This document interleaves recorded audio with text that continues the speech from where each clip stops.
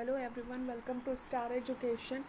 कैसे हो आप लोग? आशा करती हूँ कि आप लोग सुरक्षित होंगे, अच्छे होंगे। तो आज का चैप्टर शुरू करते हैं। इससे पहले कि आज का चैप्टर शुरू करें, कल का कुछ रिवीजन कर लेते हैं। कल जो हम लोगों ने पढ़ा था, क्या पढ़ा था हम लोगों ने? वातावरण का अर्थ और उसके फैक्टर को जिसमें वो प्रभाव करता है। तो वातावरण का अर्थ क्या होता है? वातावरण को देखिए, छोटे से शब्दों में मैं बताना चाहूँगी। वातावरण दो शब्दों से मिलकर बना हुआ है, परि एवं आवरण। परि का मतलब होता है हमारे चारों ओर, और आवरण का अर्थ होता है ढकना, जो हमें चारों ओर से ढका हुआ है। जितने भी पेड़ पौधे, पशु पक्षी, तालाब, नदियाँ, जो भी हम लोग के आसपास है, वो सारी चीज़ें क्या कहलाती हैं? हमारा वातावरण कहलाती है।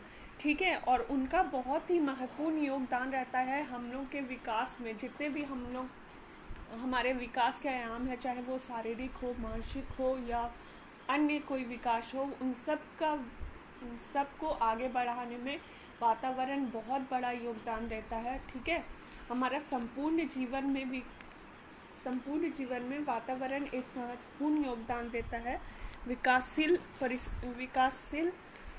राह पे चलने के लिए। ठीक है। तो वातावरण संबंधी कारक कौन कौन से हैं? 3 कारक होते हैं: सामाजिक कारक, आर्थिक कारक और सांस्कृतिक कारक। इन तीनों का होना जरूरी है वातावरण में एडजस्ट करने के लिए। वातावरण से हम लोग को विकास करने के लिए ये 3 फैक्टर बहुत ही महत्वपूर्ण है। आज जो हम लोग स्टार्ट करने वाले हैं वो है वातावरण का प्रभाव। पाश्चात्य मनोवैज्ञानिक ने वातावरण के महत्व के संबंध में अनेक अध्ययन और परीक्षण किए हैं। इनके आधार पर उन्होंने सिद्ध किया है कि बालक के व्यक्तित्व के प्रत्येक पहलू पर भौगोलिक, सामाजिक और सांस्कृतिक वातावरण का व्यापक प्रभाव पड़ता है। यहाँ कुछ मनोवैज्ञानिक के अनुसार इस प्रभाव का वर्णन कर रहे हैं। मैंने पहले के जो मनोवैज्ञानिक है उन्होंने कहा है कि वातावरण जो है बहुत ही महत्वपूर्ण है हमारे लिए, और उन्होंने बहुत सारे अध्ययन किए हैं, परीक्षण किए, एक्सपेरिमेंट किए हैं, जिसके अनुसार उन्होंने सिद्ध किया है कि बालक का जैसा व्यक्तित्व विकसित होता है उसमें सबसे बड़ा योगदान उसके वातावरण का रहता है। वो जिस वातावरण में रहेगा उसी के अनुसार उसका शारीरिक, मानसिक, बौद्धिक और सांवेगिक विकास होंगे। ठीक है। तो वातावरण इस तरह से हम पे प्रभाव डालता है। और कुछ मनोवैज्ञानिक के अनुसार ये प्रभाव कौन कौन सी चीज़ों में होता है ये हम लोग आगे पढ़ेंगे। तो देख सकते हैं आप लोग। पहला है शारीरिक अंतर पर प्रभाव। शारीरिक अंतर पर प्रभाव। फ्रेंच बोन्स का मत है कि विभिन्न प्रजातियों के शारीरिक अंतर का कारण वंशानुक्रम न होकर वातावरण है। उसने अनेक उदाहरण देकर सिद्ध किया है कि जो जापानी और यहूदी अमेरिका में अनेक पीढ़ियों से निवास कर रहे हैं, उनकी लंबाई भौगोलिक वातावरण के कारण बढ़ गई है। मीन्स वो वैसे भौगोलिक वातावरण में रहे हैं, वैसे जोग्राफिकल कंडीशन में रहे हैं, जिसके अनुसार उनकी बॉडी का विकास हुआ है। ठीक है। तो हम लोग का जैसा वातावरण रहेगा, हमारे में शारीरिक विकास वैसे ही आएगा। इसीलिए हर देश के मनुष्य में शारीरिक गठन अलग होता है। रंग रूप, शारीरिक गठन सब अंतर आता है, क्योंकि वहाँ का भौगोलिक परिस्थिति जो होता है वो अलग अलग होता है। भारत का कुछ और रहता है, फिर जापान का कुछ और रहता है, अमेरिका का कुछ और रहता है। तो जिस तरह से हम लोग जो पीढ़ी से आए हुए रहेंगे, जिस भौगोलिक कंडीशन में रहेंगे, उसी के अनुसार हम लोग का शारीरिक अंतर पर प्रभाव पड़ेगा। ठीक है। शारीरिक अंतर पर प्रभाव पड़ेगा, यहाँ तक ठीक है। सेकंड में है मानसिक विकास पर प्रभाव। गॉर्डन का मत है कि उचित सामाजिक और सांस्कृतिक वातावरण ना मिलने पर मानसिक विकास की गति धीमी हो जाती है। जब बच्चा एक उचित समाज में नहीं पलेगा बढ़ेगा, उचित कल्चर अडेप्ट नहीं करेगा, उचित सांस्कृतिक वातावरण में नहीं रहेगा, तो उसका मानसिक विकास जो है वो गति रहेगा। अगर हमारा समाज ऐसे समाज में हम लोग रहे जहाँ कुप्रथा, कुरीति और ऐसी अंधविश्वास चीज़ें हमारे आसपास है जिसका कोई साइंटिफिक साइंटिफिक तौर पर वो सर्टिफाइड नहीं है, तो हमेशा हम लोग का बुद्धि जो क्या होगा, वो उसकी गति धीमी हो जाएगी। हम लोग हमेशा पीछे ही सोचेंगे, आगे बढ़ने का नहीं सोचेंगे, हमेशा पीछे ही का सोचेंगे, ठीक है।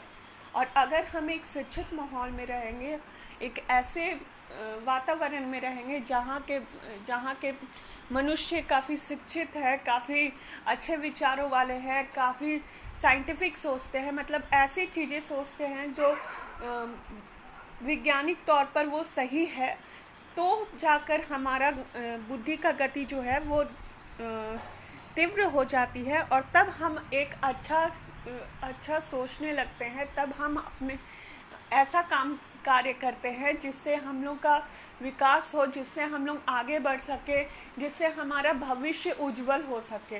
तो इसलिए वातावरण का अच्छा होना ज़रूरी है, क्योंकि वो हमारे मानसिकता पर भी प्रभाव पड़ता है। जिस वातावरण में रहेंगे वैसा ही हम लोग का मानसिक प्रभाव भी पड़ेगा, वैसे ही हमारी क्रिया होगी, वैसे ही हमारा बिहेवियर होगा, वैसे ही हम लोग बिहेव करेंगे, वैसे ही हम लोग की भाषा होगी, ठीक है।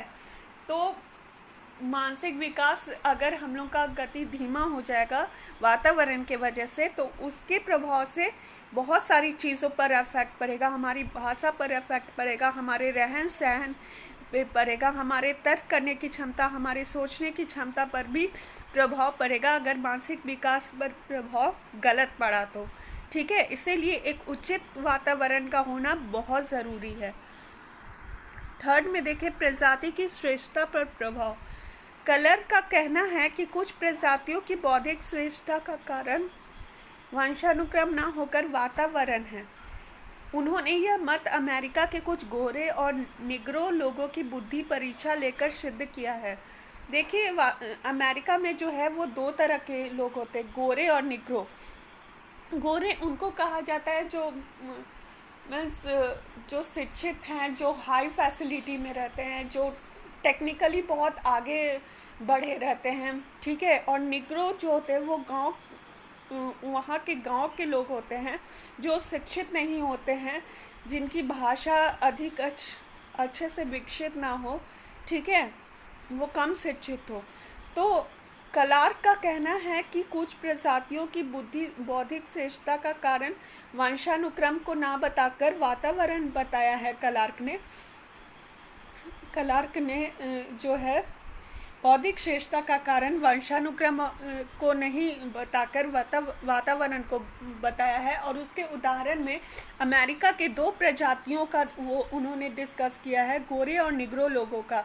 गोरे लोगों के बारे में बताया है उन्होंने कि वो लोग शिक्षित होते थे, काफ़ी उच्च स्तर का सोचते थे, काफ़ी साइंस एंड टेक्नोलॉजी में डेवलप्ड थे, वो उनकी भाषा बहुत विकसित थी, मानसिक विकास की गति बहुत तीव्र थी, उनका शारीरिक गठन अच्छा था, इसलिए उन्हें जो है वो श्रेष्ठ बताया जाता है। और निग्रो लोग जो होते थे वो गांव तरफ के होते थे, वो अशिक्षित माहौल में पले बड़े रहते थे। तो अशिक्षित माहौल में पले बड़े रहते थे तो उसकी मानसिक परिस्थिति भी उतनी आगे बढ़कर नहीं थी। वो लोग हमेशा पीछे का ही सोचता था, वो लोग साइंस एंड टेक्नोलॉजी से कोई मतलब नहीं था, एजुकेशन से कोई मतलब नहीं था, तो उनकी बौद्धिक श्रेष्ठता जो थी वो कम थी। तो यही दोनों में अंतर उन्होंने बताया है कि कैसे प्रजाति की श्रेष्ठता पर प्रभाव डालता है। किन्होंने बताया था? क्लार्क ने बताया था, ठीक है, कि जो जैसा वातावरण में रहेगा वैसे ही उसकी बौद्धिक क्षमता भी होते जाएगी।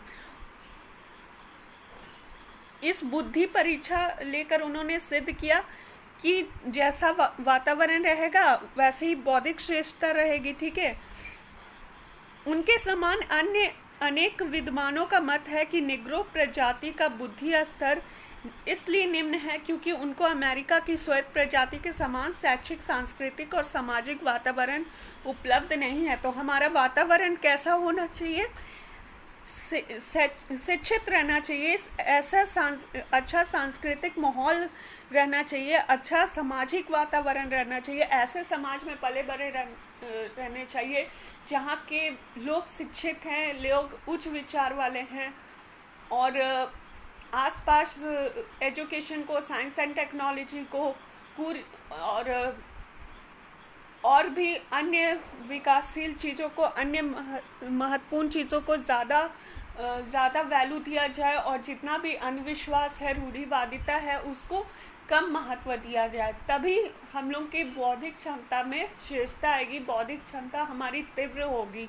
ठीक है, इसीलिए जो निग्रो थे उनकी बुद्धि का स्तर निम्न था, क्योंकि उन्हें वैसा माहौल नहीं मिला, वैसा सांस्कृतिक, वैसा सामाजिक, वैसा शैक्षिक माहौल नहीं मिला जिनसे उनकी बुद्धि स्तर उच्च हो सके, और गोरे लोगों को वैसा सांस्कृतिक, वैसा शैक्षिक और वैसा सामाजिक माहौल मिला जो अच्छा था, इसीलिए उनकी बुद्धि स्तर कैसी थी, श्रेष्ठ थी। तो ये दोनों डिफरेंस आ जाता है एक शिक्षित माहौल में और एक अशिक्षित माहौल में, एक अच्छे सांस्कृतिक परिवेश में, एक रूढ़िवादी और कुरीति वाले सांस्कृतिक माहौल में, और एक अच्छे सामाजिक वातावरण में और एक बुरे सामाजिक वातावरण में। ये डिफरेंस आ जाता है, और वही चीज़ हमारे बुद्धि स्तर को भी प्रभावित करती है।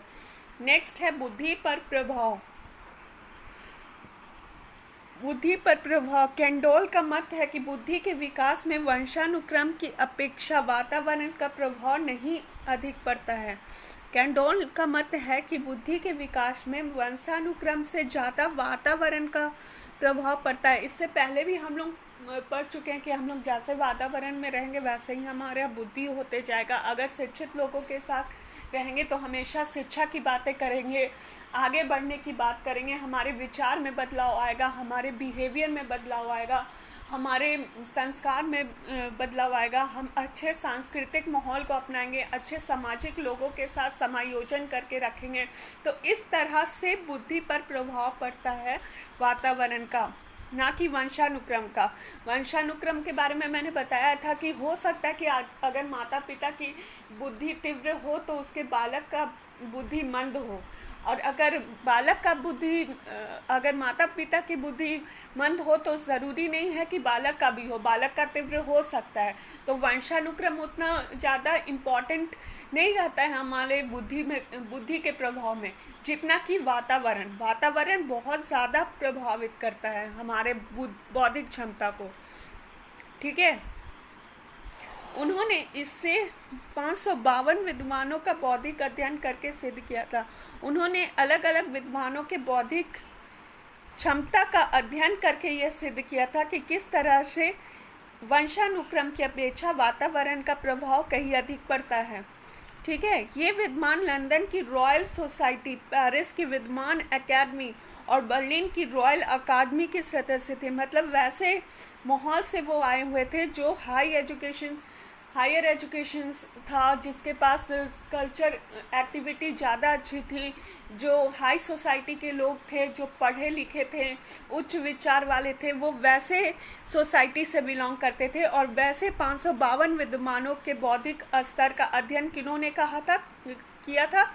कैंडोल ने। और उसी के अनुसार उन्होंने ये सिद्ध किया है कि वातावरण बहुत ज़्यादा इफेक्ट पड़ता है उसका हमारे बुद्धि के विकास में।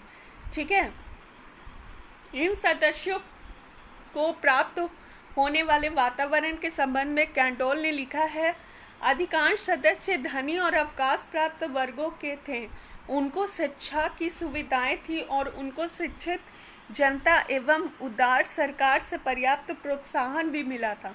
तो उन्होंने कहा है कि जो लोग धनी थे, जो लोग अवकाश प्राप्त मीन्स जो रिटायर्ड वर्ग के लोग थे, जिनको अच्छी सुविधाएं मिली थी, शिक्षा की सुविधाएं मिली थी, जो अच्छे शिक्षित जनता के साथ समायोजन करके रहते थे, जो उदार सरकार मतलब वैसा गवर्नमेंट के देश में वो पले बढ़े थे, जो जिनसे उनको प्रोत्साहन मिलता था, जो वैसे गवर्नमेंट का होना जो मतलब कि उनको प्रोत्साहन दे शिक्षा के क्षेत्र में या अन्य किसी कार्य क्षेत्र में उनको हमेशा प्रोत्साहित करे, वैसा सरकार के देश में वो पले बढ़े थे, इसलिए उनका बौद्धिक क्षमता अधिक था। तो उन्होंने ये बात भी कहा है कि धनी होना भी एक कारक सही है, क्योंकि अगर हमारे पास धन होगा तभी हम लोग शिक्षा ग्रहण कर पाएंगे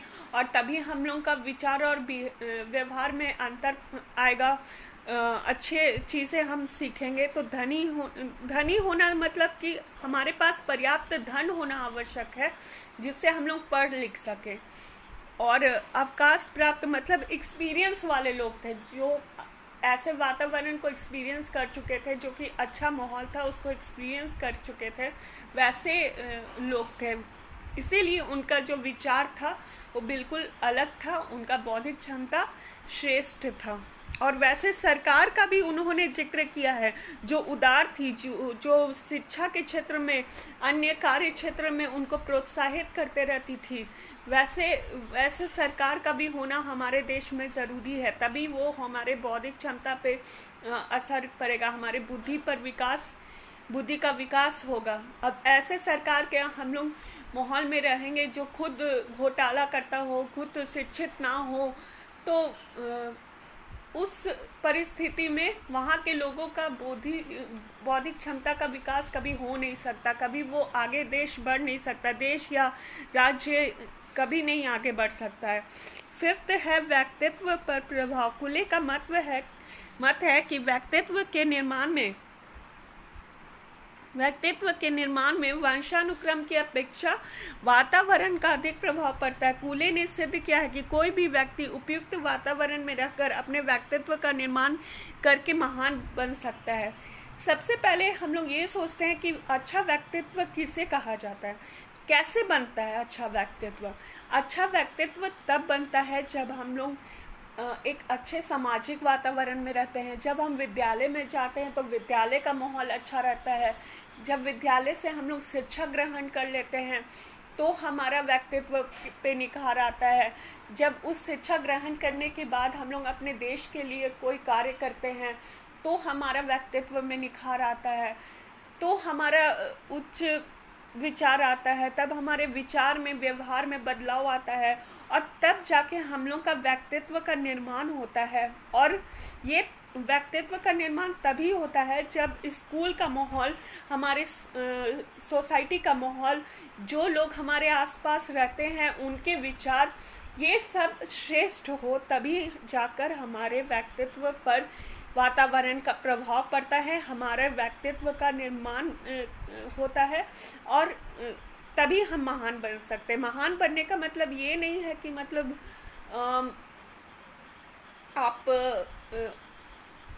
आप एनजीओ में जाकर खूब डिस्ट्रीब्यूशन कर रहे हैं, गरीबों को खाना खिला रहे हैं, वो भी ठीक है, लेकिन जब तक आपके विचार सही नहीं है, जब तक आपका कार्य सही नहीं है, मतलब कि आप सामने से कुछ और कर रहे हैं और पीठ पीछे कुछ और कर रहे हैं, वो चीज़ नहीं होना चाहिए। व्यक्तित्व तभी अच्छा होगा जब आपके विचार भी सही है और कार्य भी सही है, तब जाके वो व्यक्तित्व सही होता है और उसका कारण सिर्फ और सिर्फ वातावरण होता है।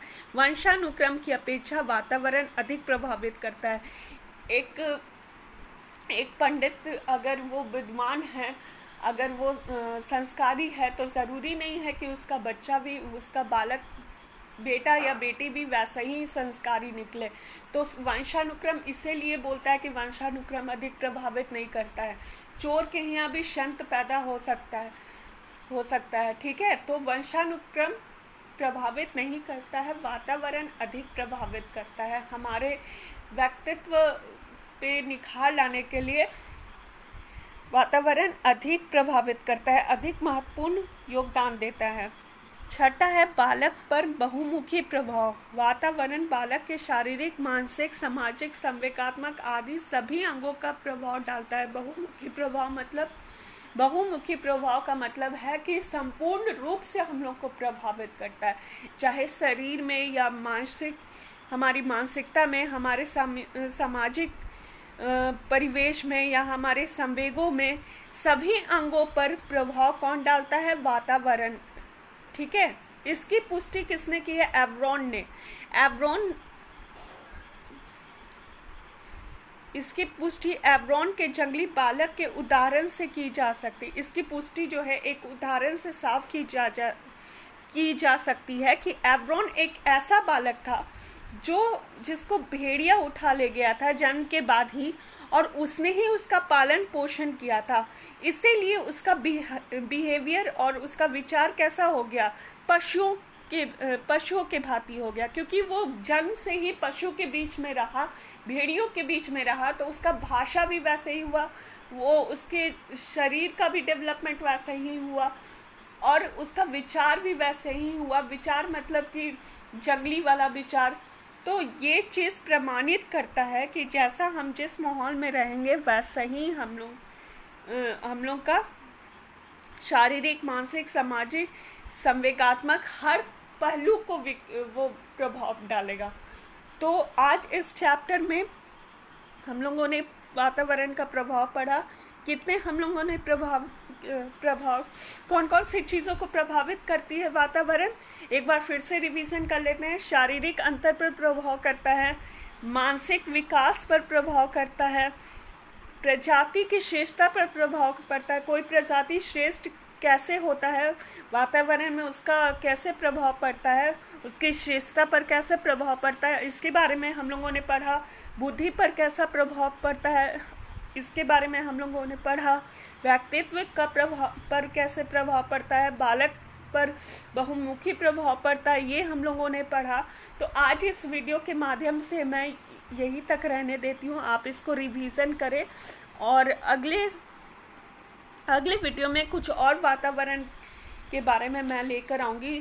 चैप्टर थोड़ा सा लंबा है, वातावरण को थोड़ा सा विस्तृत रूप से पढ़ना है, क्योंकि ये बहुत ही ज़्यादा इम्पॉर्टेंट है, वंशानुक्रम से ज़्यादा इम्पॉर्टेंट है। तो नेक्स्ट टाइम मैं इससे रिलेटेड कुछ और वीडियो लेकर आऊँगी। तब तक के लिए आप घर पर रहे, सुरक्षित रहे। और हाँ दोस्तों, एक बात और, जितने भी पुलिस कर्मचारी है, सफाई कर्मचारी है, या हमारे डॉक्टर्स हैं, उन लोगों का सम्मान करें। जितने भी फौजी हैं उन लोगों का सम्मान करें। वो जो नियम हम लोगों को बताते हैं उसका सम्मान करें, और लॉकडाउन का उल्लंघन ना करें, ठीक है, क्योंकि वो लोग आपकी सेफ्टी के लिए दिन रात मेहनत कर रहे हैं। तो ये आपकी भी जिम्मेदारी बनती है कि आप भी उनका सम्मान करें, उनका सहयोग दें, घर पर रहें, सुरक्षित रहें। Stay home, stay safe. Thank you so much for watching this video. Thank you.